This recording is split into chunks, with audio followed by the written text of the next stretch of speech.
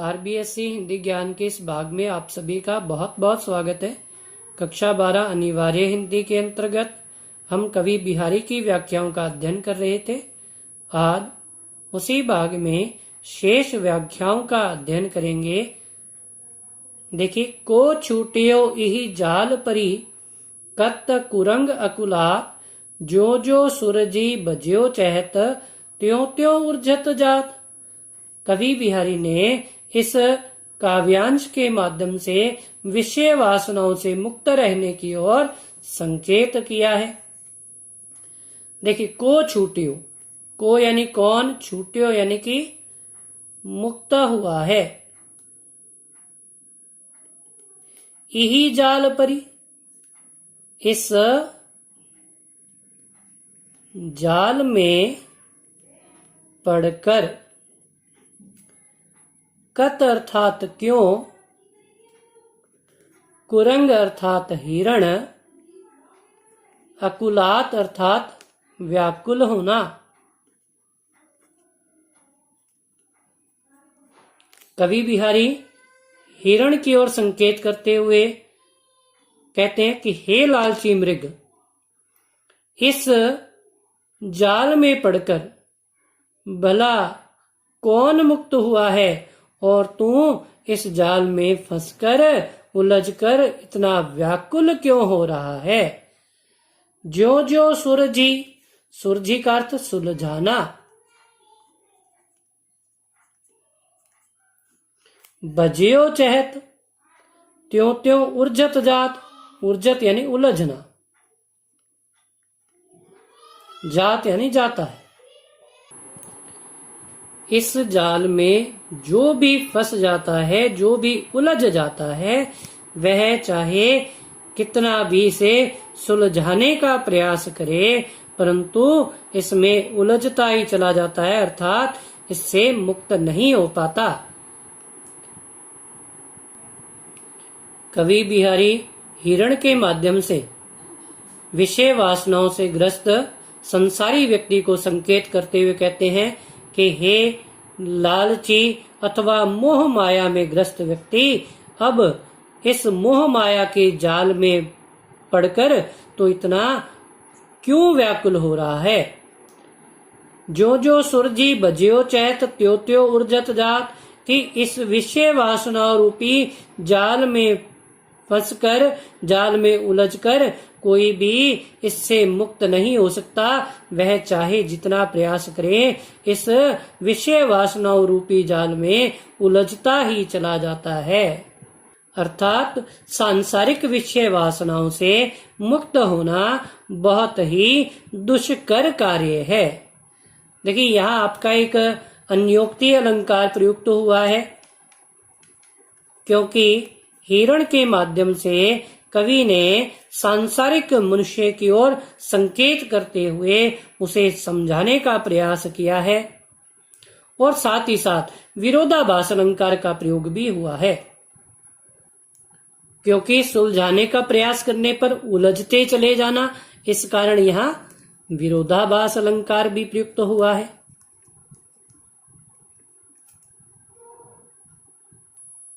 देखिए, बतरस लालच लाल की मुरली, धरी लुकाए, सोह करे बोहनु हसे, दैन कहे नटी जाए।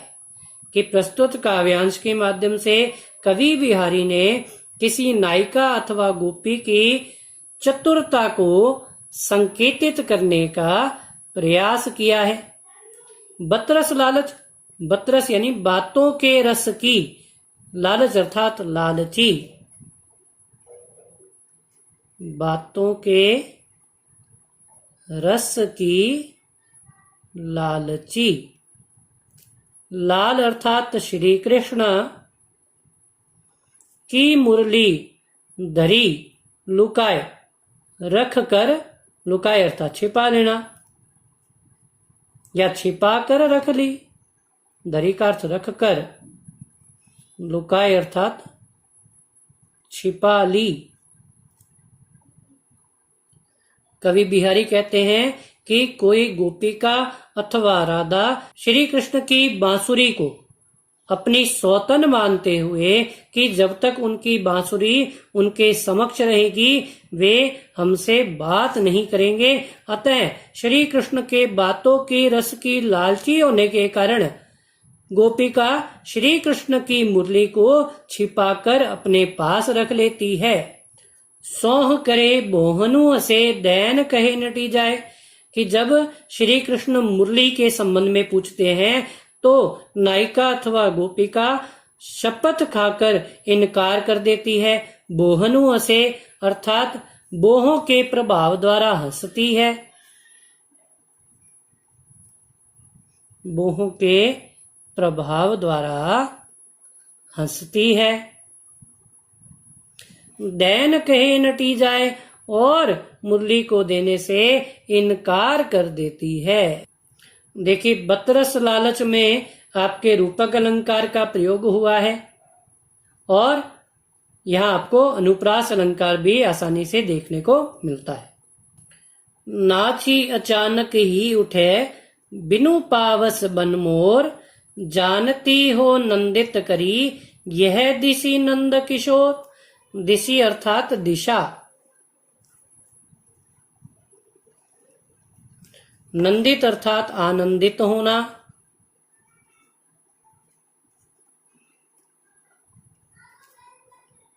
बिनु यानी बिना, पावस अर्थात वर्षा ऋतु, वन अर्थात वन, मोर अर्थात मोर। नाची अचानक ही उठे, कि किसी गोपिका की विरह वेदना को शांत करने के लिए अन्य गोपिका सांत्वना देते हुए उसे कहती है कि वन में बिना पावस ऋतु के, बिना वर्षा ऋतु के मोर ने नाचना प्रारंभ कर दिया है। जानती हो नंदित करी यह दिशि नंद किशोर, कि श्री कृष्ण की सांवली आभा को घनश्याम मानकर अर्थात बादलों का स्वरूप जानकर मोरों ने आनंदित होकर नाचना प्रारंभ कर दिया है। देखिए, विशेष में कहें तो यहाँ आपके भ्रांतिमान अलंकार का प्रयोग हुआ है, क्योंकि श्री कृष्ण की सांवली आभा को उन्होंने घन मान लिया है, बादलों का रूप मान लिया है। इस कारण बादलों का रूप मानकर उन्होंने नाचना प्रारंभ कर दिया। यहाँ इस कारण भ्रांतिमान अलंकार है। और बिना पावस के ही मोरों ने नाचना प्रारंभ किया। बिनु पावस, इस बिनु शब्द के कारण यहाँ पर आपका विभावना अलंकार भी प्रयुक्त हुआ है। लिखन बैठी जाकी छवि गही गही गर्भ गरूर, भय न केते जगत के चतुर चितेरे कूर। कूर का अर्थ होता है मूर्ख अथवा मूढ़। छवि का अर्थ चित्र, गर्भ अर्थात अभिमान, चतुर चितेरे, चतुर अर्थात चतुर, चितेरे अर्थात चित्रकार। कि प्रस्तुत काव्यांश में कवि बिहारी ने किसी नायिका के रूप सौंदर्य का चित्रण किया है। कवि बिहारी कहते हैं कि किसी के रूप सौंदर्य का वर्णन करते हुए उसकी सखी नायक के समक्ष कहती है कि जिसके चित्र को उकेरित करने के लिए अभिमान पूर्वक चतुर चित्रकार आकर बैठ गए, परंतु उसके पल पल परिवर्तित होते हुए परिवेश के कारण उसके चित्र को उकेरने में असमर्थ हो गए, अर्थात मूढ़ बनकर रह गए, क्योंकि नायिका का सौंदर्य पल पल परिवर्तित हो रहा था। अतः उसका सौंदर्य इतना आकर्षक था कि उसका चित्र उकेरित करना संभव नहीं था। देखिए, नायिका के पल पल परिवर्तित सौंदर्य को चित्रित किया है, इसलिए यहाँ आपके अतिशयोक्ति अलंकार प्रयुक्त हुआ है। और इसके साथ साथ गही गही गर्भ गरूर, यहाँ पर आपके अनुप्रास अलंकार भी देखने को मिलता है। जीने पट में जुलमुली झलकती ओप अपार, सुर तरु की मनु सिंधु में, लसती सपल्लव डार। सपल्लव अर्थात पत्तों सहित, डार अर्थात डाली, लसती अर्थात सुशोभित होना,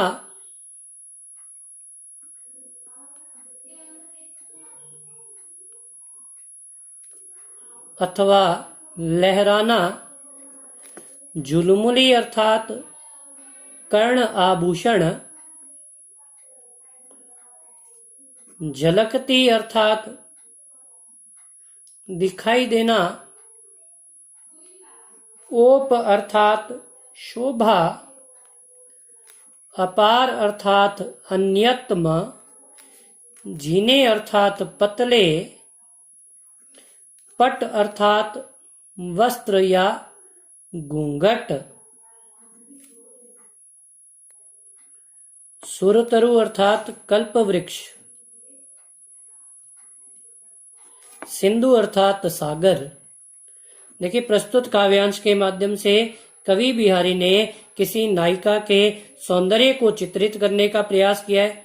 कवि बिहारी कहते हैं कि नायिका के पतले घूंघट से उसका कर्ण आभूषण जब झलकता हुआ दिखाई देता है तो उसकी शोभा अन्यतम लगती है, और वह इस प्रकार प्रतीत होता है कि जैसे किसी सागर में कल्प वृक्ष की डालियां पत्तों सहित लहरा रही हो। देखिए, यहाँ पर मनु शब्द का प्रयोग हुआ है और ऐसा माना गया है, अतः यहाँ पर आपके उत्प्रेक्षा अलंकार का प्रयोग हुआ है। कहत नटत रीजत खिजत मिलत खिलत लजियात, भरे भौन में करत हैं नैन नुहि सो बात। देखिए, प्रस्तुत काव्यांश के माध्यम से कवि बिहारी ने नायक और नायिका के माध्यम से श्रृंगारिक उपमान प्रदर्शित किए हैं। कहत अर्थात प्रेम से मिलने के लिए कहना, नटत का अर्थ है इनकार करना, रिजत का अर्थ है रिझ जाना अथवा मोहित होना, खिजत अर्थात खीज उत्पन्न होना, मिलत अर्थात मिलना, खिलत अर्थात आनंदित होना, लजियात अर्थात लज्जित होना, भरे भवन अर्थात भरे हुए भवन में, नैननु हुई सो अर्थात नेत्रों से ही। कवि बिहारी कहते हैं कि एक भरे हुए भवन में नायक और नायिका सभी लोगों के उपस्थित रहने पर नेत्रों से बातें करते हुए प्रतीत होते हैं। नेत्रों के माध्यम से संकेत करते हुए नायक नायिका को प्रेम से मिलने के लिए कहता है और नायिका इनकार कर देती है। नायिका के इस प्रकार इनकार किए जाने पर नायक अत्यधिक रिझ जाता है, नायिका पर मोहित हो जाता है, परंतु नायिका के इस प्रकार के दृश्यमान के कारण नायिका को अत्यधिक खीज उत्पन्न होती है, परंतु थोड़े ही समय पश्चात एक दूसरे से नेत्रों के माध्यम से संकेत करने पर दोनों के नेत्र मिल जाते हैं। वे दोनों अत्यधिक आनंदित होते हैं, परंतु उस भवन में उपस्थित अन्य लोगों को देखने के कारण उन्हें लज्जा भी उत्पन्न होती है। देखिए, यहाँ आपका अनुप्रास अलंकार प्रयुक्त हुआ है। देखिए, त वर्ण दिखाई दे रहा है आपको, इसकी अधिकारिक आवृत्ति है। इसके साथ साथ विभावना अलंकार भी है। विभावना अलंकार वहां होता है जहां कारण के न रहते हुए भी कार्य की उत्पत्ति हो जाती है, वहां आपका विभावना अलंकार होता है। कागद पर लिखत न बनत कहत संदेशु लजात, कहिए सब तेरो हियो, मेरे हिये की बात। देखिए, प्रस्तुत काव्यांश के माध्यम से कवि बिहारी ने किसी नायिका की मनः स्थिति का चित्रण किया है। एक नायिका अपने प्रियतम को संदेश लिखते हुए विरहानुभूति के कारण उसकी आंखों से अश्रुधारा बहने लग जाती है, तो कागज पर लिखत न बनत, अर्थात वह अपनी मनः स्थिति को लिख नहीं पाती, और यदि लिखने का प्रयास करती है तो अश्रुधारा बहने से उसके जो कागज हैं वो भीग जाते हैं। कहत संदेशु लजात, और यदि अपना संदेशा किसी को कहकर भेजती है तो उसे लज्जा उत्पन्न होती है। कहिए सब तेरो हियो, मेरे हिये की बात। फिर वह सोचती है कि मेरा जो प्रियतम है, मेरे प्रियतम का हृदय भी मेरी मनस्थिति को भली भांति समझता होगा, अतः सारी कथनों को, संकेतों को लिखने की कोई आवश्यकता नहीं है। कहत सबे बेंदी दिए, अंकु 10 गुणों हो तू, तिये ललार बेंदी दिए, अगणितु बढ़तु उदो तू। देखिए, तिये का अर्थ होता है स्त्री अथवा औरत, लीलार अर्थात ललाट, बेंदी अर्थात बिंदी, अगणितु अर्थात अनगिनत, बढ़तु यानी बढ़ना, उदोतु, उदोतु अर्थात शोभा अथवा सौंदर्य। कहत तो सबे बेंदी दिए। देखिए, प्रस्तुत काव्यांश के माध्यम से कवि बिहारी ने यह बतलाया है कि नायिका के सौंदर्य के समक्ष सभी लौकिक उपमान निरर्थक हो जाते हैं, उनका कोई अर्थ नहीं रहता। कहत तो सभी कहते हैं बेंदी दिए कि बिंदी लगाने से, अंकु 10 गुणों हो तू, किसी अंक के आगे यदि बिंदी लगा दी जाए तो उसका मूल्य 10 गुणा बढ़ जाता है। तिये ललार बेंदी दिए, अगणितु बढ़तु उदयतु। परंतु यदि कोई स्त्री अपने ललाट पर बिंदी लगाती है तो उसका सौंदर्य अगणित गुणा अनगिनत बढ़ जाता है। उसके सौंदर्य के समक्ष सभी लौकिक उपमान निरर्थक हो जाते हैं। डीठी ना पर तू समान दुती, कनक कनक से गात, भूषण कर कर कस लगत, परसी पिछाणे जात। भूषण अर्थात आभूषण, कर अर्थात हाथ, कर्कश अर्थात कठोर, लगत अर्थात लगना, परसी अर्थात स्पर्श, पिछाणे अर्थात पहचानना, जात अर्थात जाता है। डीठी अर्थात दृष्टि, न यानी नहीं, परतु यानी पड़ती है, समान दूती अर्थात समान आभा के कारण, कनक कनक से गात। देखिए, इस काव्यांश के माध्यम से कवि बिहारी ने नायिका के सौंदर्य का चमत्कारिक प्रदर्शन किया है। कवि बिहारी कहते हैं कि नायिका का शरीर स्वर्ण की भांति है, अर्थात स्वर्ण की भांति सुशोभित होता है। डीठीना पर तू समान दुती, कि जब वह अपने शरीर पर आभूषण धारण करती है तो आभूषण और उसके स्वर्ण रूपी सौंदर्य के कारण स्पष्ट रूप से परिलक्षित नहीं होता, दिखाई नहीं देता। भूषण कर कर कस लगत, कि हाथों के द्वारा आभूषणों को छूने से अथवा आभूषणों को छूने से आभूषणों की कठोरता और उसके शरीर की कोमलता का आभास होता है, अर्थात छूने मात्र से ही दोनों में भेद किया जा सकता है।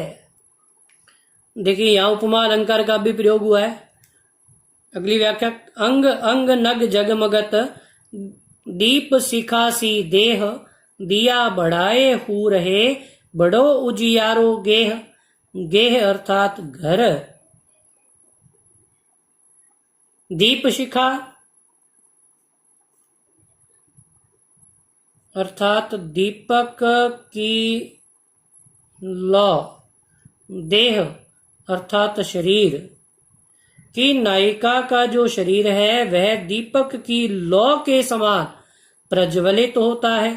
अंग अंग नग जगमगत, अंग अंग अर्थात प्रत्येक अंग, नग जगमगत कि उसका जो प्रत्येक अंग है वह आभूषणों से जड़ित है।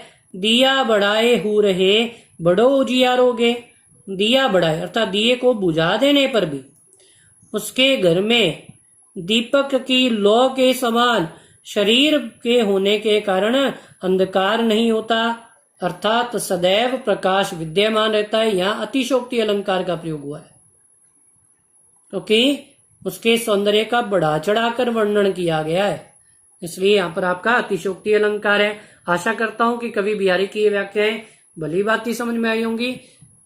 यदि आपको यह वीडियो पसंद आया हो तो चैनल को लाइक और सब्सक्राइब करना ना भूलें। इससे पूर्व के अध्यायों का विवरण भी इस वीडियो के डिस्क्रिप्शन में उपलब्ध करा दिया गया है, आप वहां से भी अन्य सूचनाएं प्राप्त कर सकते हैं। धन्यवाद।